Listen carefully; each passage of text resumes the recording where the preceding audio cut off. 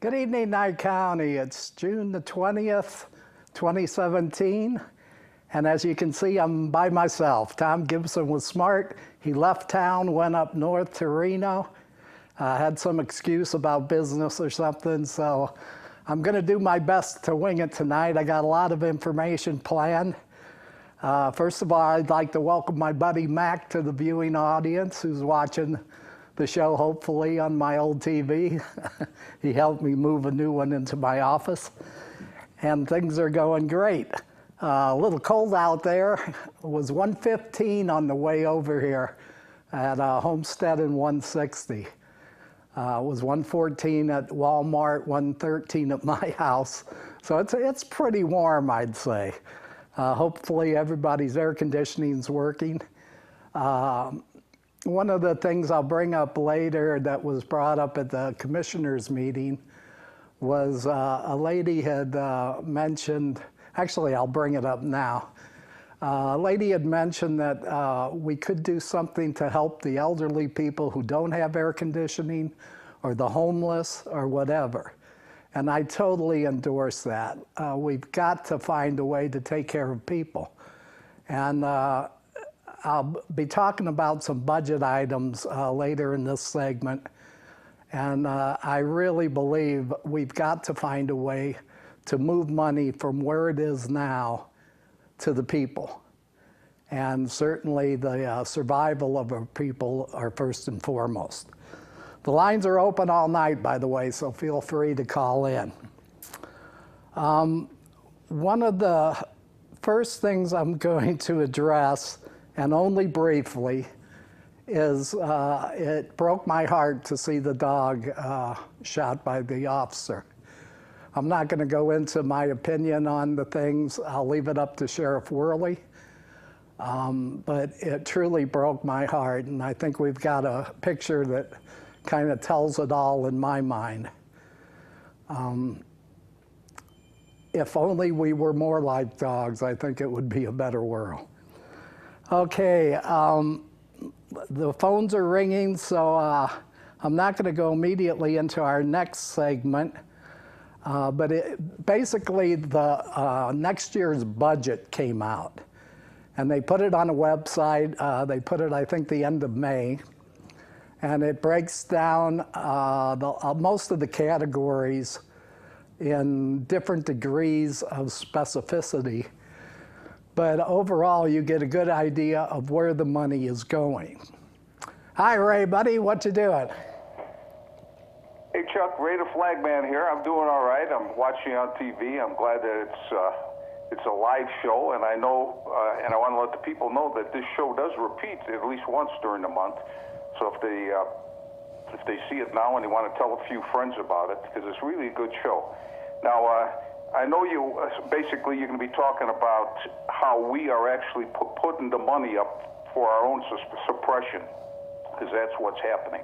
You pointed out to me about the huge amounts of money that this county is spending for the courts and for the cops, and who are coming after us. And I see it on a regular basis. It's very annoying to me to be sitting in these courts, to see somebody bound over for 8 days to sit in a slammer because they don't have an $840 bail for a first DUI.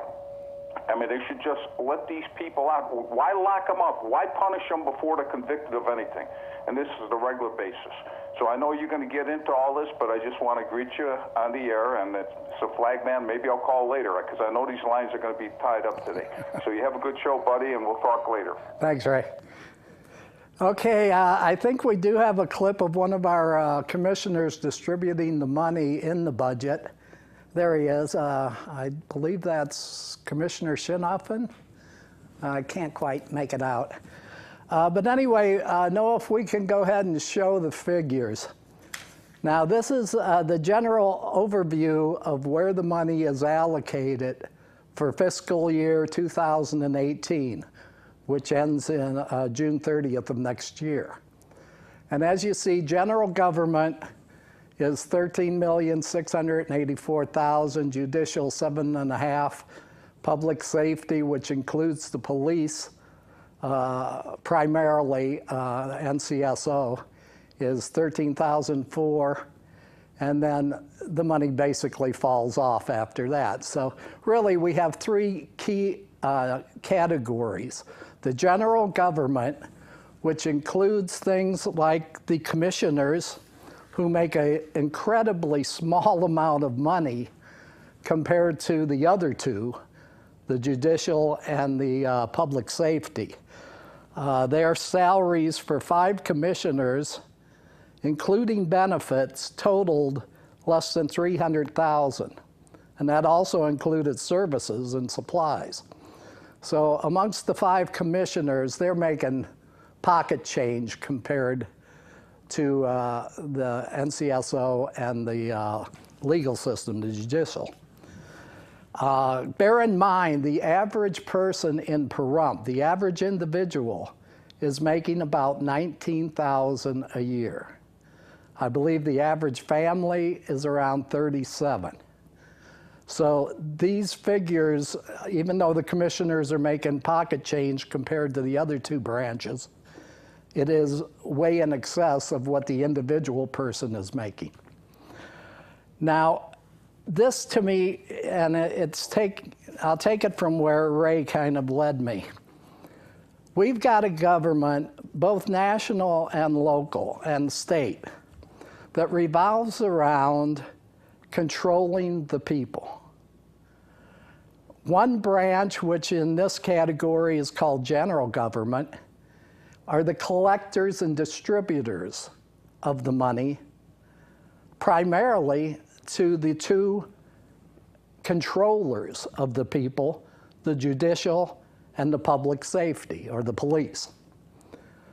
Bear in mind these figures: $13.5 million for the collectors and distributors, $20,800,000 for the controllers. So we've got a government that totally, based on the figures, you throw out public works and welfare and culture and recreation, they're nothing. I mean, it's less than pocket change. So you've got collectors of money, taxes, fees, fines, all the rest, and controllers of the people on the other hand. This has created a nightmare, not only in this country or county, but throughout the world. And we're seeing reflections of this growing and growing with the unrest, the pitting one side against the other. People call it terrorism, they call it drugs, they call it a million words for basically social unrest. And that unrest is due to lack of education, poverty, idleness, lack of jobs, all kinds of things.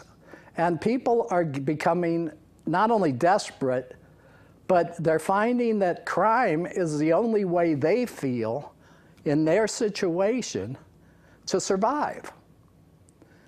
And as that grows, now you have government that says, okay, crime's getting bigger, let's grow the controllers, let's grow the collectors, increase the taxes, increase the fines, increase all the things that are contributing to this increase in social unrest.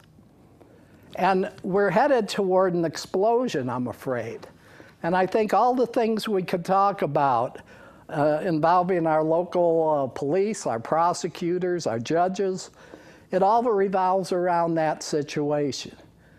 And like I said earlier, meanwhile you have people who are elderly who can't afford air conditioning. They're homeless. They're left between food and medications. They're in an incredible nightmare situation. And we got young people who are sitting there idle, many turning to drugs. To support their drug habit, they're turning to crime. To me, the answer has to be and has to come from government. And the answer can't be, let's do more control.